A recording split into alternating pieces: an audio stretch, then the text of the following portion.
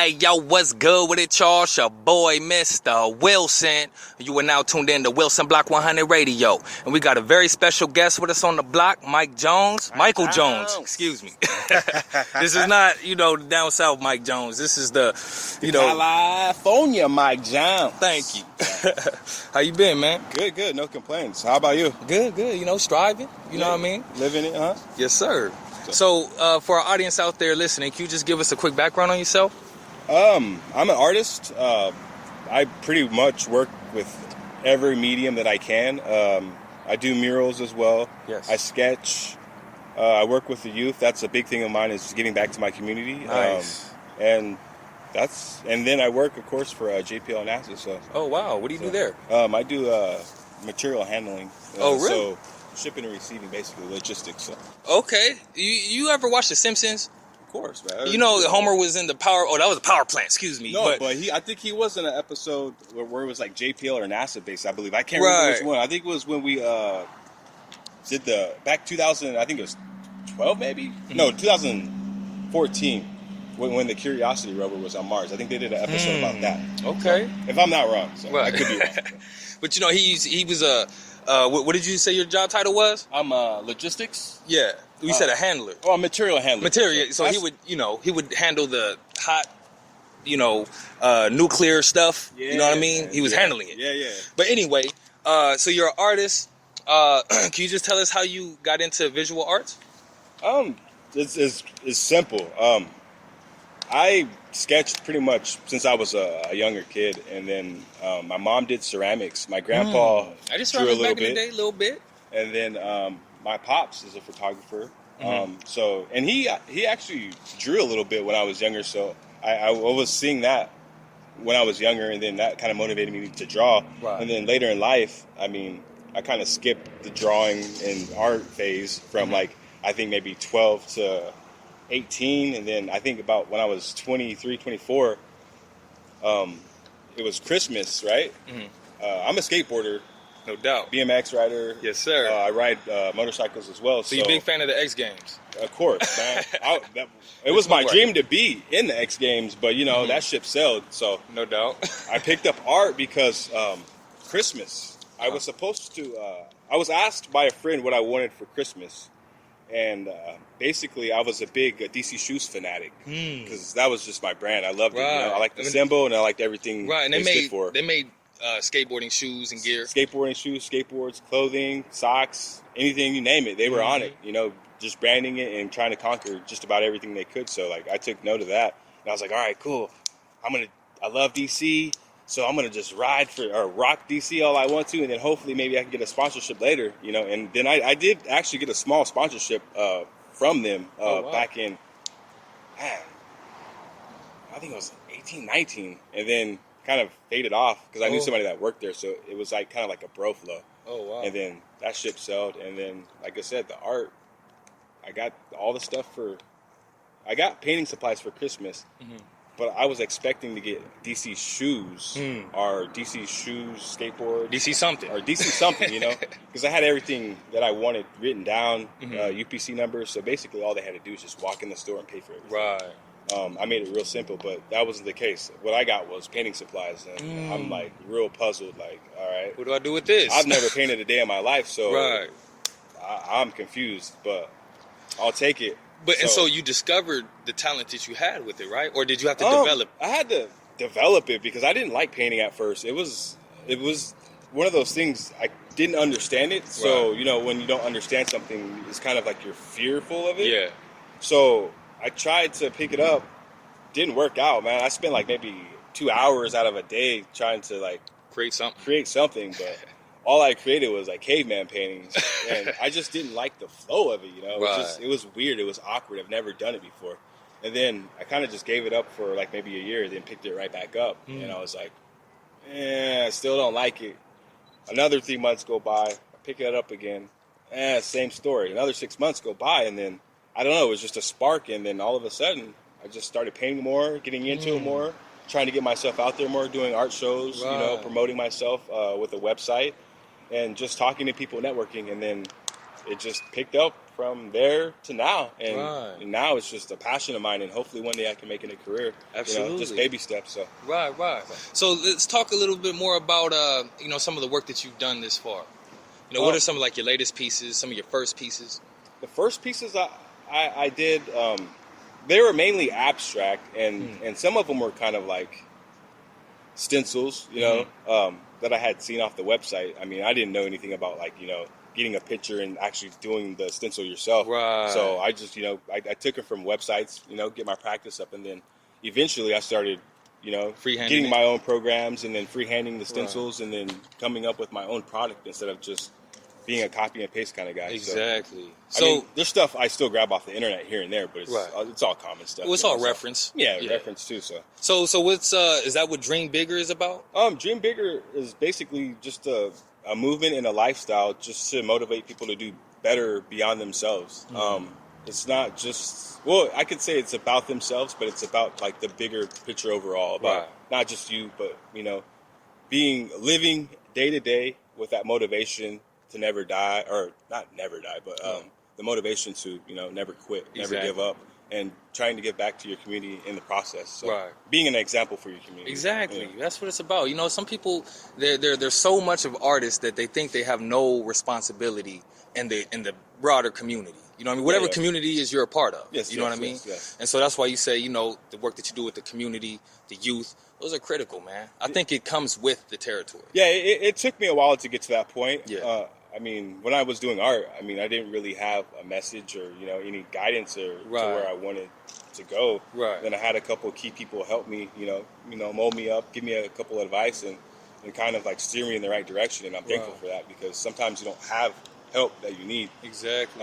Trust me. My help kind of came like mid, like when I was painting. Like in the beginning, I didn't really have much help. I reached out to a couple people, but I guess they felt it as a threat more so than me asking for their help. Right. So that's interesting. Well, I heard that, like Marvel, right? You take Marvel, and one guy was telling me, it was Warrior Richardson. We were talking about it, and he said, Marvel went and hired all the best artists. So now there is no competition, from them. Exactly. You give them a good job and. Exactly. And make them, not make them, but have them do what they want, Exactly. When you're passionate about something, it definitely shows through. So, no doubt. So tell me this, man. Tell me, where do you draw inspiration from when you're creating a new piece? How do you know what you're going to create next? I would just say, in a simple, easy term, just living day to day. Even just walking here to the park, or just seeing the birds fly, I can strike inspiration. I'm real observant of my surroundings, and I'm always looking out for just stuff in general, because it's just the way my brain is wired. So, I can see just about anything and inspired. And no doubt. I know that's true, because, me as a writer, when people say, oh, we get writer's block and we get frustrated, we don't know what to do, you got to kind of stop. You got to live a little bit. You know what I'm saying? And that's how you gain the inspiration. Yeah, most definitely. Because, I'm sure you probably had some pieces that took you months or even years to complete, right? Nah, man. It probably sounds bad, but I usually don't. I don't work on a piece too longer than 2 weeks. Really? 2 weeks is a long time for me, Right. I don't try and do it as fast as I can, but, I do it in a quick manner, Right. It's just the way my brain is wired. Once I see something and I wanted to do something, there's no stopping me, so I'm going to do it. Thank you. And it just comes natural.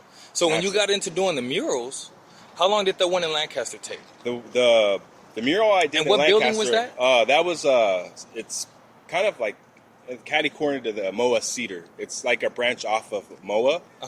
And MOA is the Museum of Art and History. Okay. So it's kind of just like a branch off of that. Okay. With like the Lancaster base. Yeah, it's still ran by them. Right. It's just kind of like a little small branch. No doubt. And so, but that's not no historic building or anything like that. The one that was there before, and I think it's like a block over, was the historic building, and then they transformed it into like kind of like a new age museum, right? With history in it as well. So. Right. But it's contemporary. Yeah, right? Yeah. I would say so. So do they got anything? They got any of your work in there? Actually, they do. They have a permanent piece that's going to be there Forever. Wow. It's one that I did on floppy disk. It's my floppy? original. Yeah, it was I think 9 floppy disk. I painted them yellow. Did some splatter on them. You drew floppy disks? No. I have them. I did the art on floppy disks. They're took me back to '92. They're lost files from NASA that I did the artwork on, which are the floppy disks. So wow. And I did the Chuck Yeager image that I made. I can't say I made famous, but I was doing it a lot, so that kind of got me out there. Right. Was that image. So tell me more about more commission pieces that you've done. I typically I don't do commissions. A lot of the commissions I have been getting is for the murals, like the one in Lancaster Boulevard, and then there's one like right around the corner that I got commissioned to do. I believe it was about a month ago. I did that with local high school students. Nice. We all worked on it. What high school? Forget I asked that. What are y'all? Well, no. What are y'all high schools out there? No, I had it. I can't remember offhand. That's bad of me because I had it on my Instagram, and we all know that it got hacked. So that's my fault. I should know the high school. Right. Offhand, I don't. So. No doubt. Okay, so where do you get? Who are some like illustrators or visual artists that influence you? You know what I mean? You know, artists that you've looked up to that kind of helped you find, you know, your vision. I would say Basquiat is a big one. Basquiat, he's a cop-out, man. That's everybody. Yeah, that's true, yeah. But no, I feel you, though. Banksy, of course. Basquiat. A couple of my boys, Julius Eastman, Edwin Vasquez. Man, the list goes on. Scott Marcy. I have a ton of artists that kind of influence me. I mean, goes hand in hand with what I do. So. And you've been doing it for how long? Since visual art. 2006. Okay. And then I started the Dream Bigger movement in 2009. Okay, you've been at it. Oh yeah, man. I'm always trying to grind, man. Always make moves, you know. So yes, sir. I want to make it in my career, so I gotta act like it, you know. Exactly. So I gotta put that hard work in. Exactly. So no excuses or anything. Absolutely. So yeah, man, that's awesome, man. It's Michael Jones, man. I don't even know how we became friends on Facebook, but one day I looked up and I just saw a dope art piece that, you know, made the connection. You know what I'm saying? Yeah. I think that's how it was, man. And then we just linked and it worked, you know. And so we're here today doing the interview, and then, you know, we talk here and there. So yes, sir. It's cool, man. I appreciate the time. Yeah, absolutely, man. You know, I just want to, you know, show people, you know, I just want to show the cultural diversity, you know, with genres, race, and just different walks of life. You know what I mean? Yeah, because we all have something to offer, you know. Exactly. And personally, I'm gonna go ahead and say this on the record. I think the city of Pasadena, every news outlet out here, has, you know, ethnically biased news. You know what I mean? And I seek to fill that void. You know what I mean? We celebrate all cultures. Yes, you know? yes, of course, man. That's what it's about. You know, exactly. That's what it's about. We need more of that because some people are just one-dimensional. Exactly. So, exactly. And that's my job, to change the game up a little bit. You know, break stereotypes and everything else. So I mean, it's not easy, but you know, you got to do it. Exactly. I don't make no excuses for nothing. So exactly. Thank you. So, what have been, you know, some challenges you faced so far along your journey? Man, you know what? To be honest, like, and quite blunt, like, I think the biggest is just not giving up. Yeah. Because there's so many things and so many days that I just want to give up. Yeah. Like I think just life situations just make you like the drag. I can't say it makes you depressed, but it's just sometimes you're just like, dang, like. You watch the news and you're like, man, I'm like so unmotivated because of what's going on. But now that I see stuff like that, it's a little bit easier, and then I use it to motivate me. So I try not to think negative. I try to spin everything positive. Absolutely. I try to. You know? Yeah, it doesn't always work, but it works most of the time. Right. No, that's the key, man, because like even in my situation, every time I was up against adversity, I flipped them negatives into a positive. So when people was hating on me, I ran the LA Marathon. You know what I mean? Sure, yeah. And I put out 2 interviews that week. You know what I mean? Or something like that, you know? You got to. You can't let people's opinions or anything else affect what you do, because at the end of the day, they're not the one with the dream, you know? Like, exactly. And they're not the ones who got to sit through that, you know, quote-unquote suffrage. Yeah, exactly. For lack of a better word, but, you know. Well, no, that's pretty much what it is, you know? That's their job, to try and get you to stop. But no, you got to use that as motivation to keep going. I mean, it's like I said, everybody's going to have an opinion about you. Like, you just have to deal with that. That's reality. Yeah. Once you get past that, you be good, you know? But some people just can't get past that reality that a person they don't know doesn't like them. Exactly. So, I was not to cut you off, but I was watching an interview on Warren Buffett. They was asking Warren Buffett on how to be successful and things like that, and one of the things he said was, you can't care what people think about you. Yeah. You know what I'm saying? You got to know what you're going for and go for it.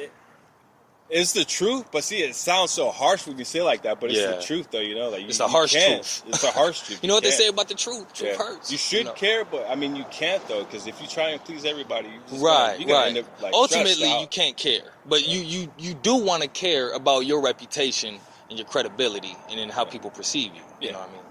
But at the end of the day, you're going to do what you're going to do. Right. Exactly. You shouldn't let other people dictate. Exactly. So. Inhibit your greatness. You know what I mean? So what have been some more of the rewarding things? Sure. Honestly, working with the youth, that's just I honestly never saw myself working with youth at all.